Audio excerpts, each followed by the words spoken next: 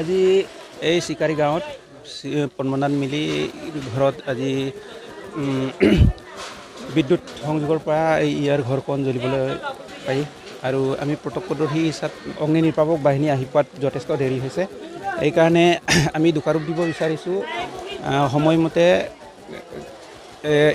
Fire brigade আহি নোপোৱাৰ কাৰণে পদ্মনাথ মিলিৰ ঘৰ জ্বলি চাৰকাৰ হৈছে। ইতিমধ্যে আপোনালোকে প্ৰত্যক্ষদৰ্শী দেখাব পাৰিব আৰু এই ঘৰৰ পৰা যিটো অগ্নি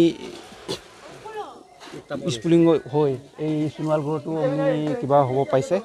এইকাৰণে আমি অগ্নি নিৰ্বাপক বাহিনীক আমি দোষাৰোপ কৰিছোঁ। এনে 5 লক্ষাধিক সা সম্পত্তিৰ জ্বলি শেষ হোৱা বুলি আমি ইতিমধ্যে অনুমান কৰিব পাৰিছোঁ আৰু ভঁৰালখন জ্বলি শেষ হৈছে, পাকঘৰখন জ্বলি শেষ হৈছে আৰু মূল ঘৰখন যিটো ডাঙৰ বৰঘৰখন জ্বলি শেষ হৈছে।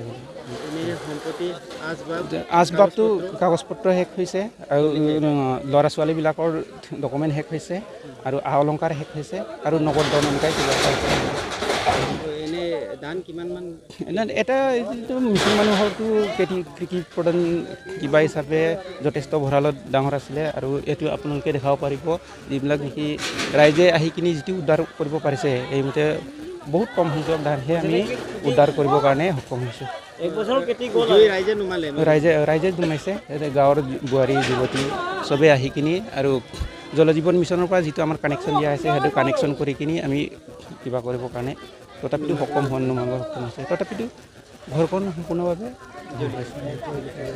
ঘৰখন আজি ধৰিলে মই ঘৰত টকা নাছিলোঁ, অলপ খেতিত আছিলে, কোনো ঘৰত মানুহ নাই আৰু ইলেক্ট্ৰিক শ্বৰ্টৰ পৰাই এইটো হৈছে বুলি মই এতিয়া অনুমান কৰিছোঁ। মোৰ সম্পত্তি বহুত অলংকাৰ, কাঁহী বাতি, বক্সা আৰু গোটেই ডকুমেণ্ট মোৰ আধাৰ কাৰ্ড, পান কাৰ্ড আৰু মোবাইল, নতুন মোবাইল চব জ্বলিলে। এতিয়া ঘৰত ল'ৰা ছোৱালীবিলাক স্কুললৈ গৈছে, অহা নাই। এতিয়া ধানো জ্বলিছে, ভঁৰাল জ্বলিছে, পূৰা শেষ হৈ গ'ল।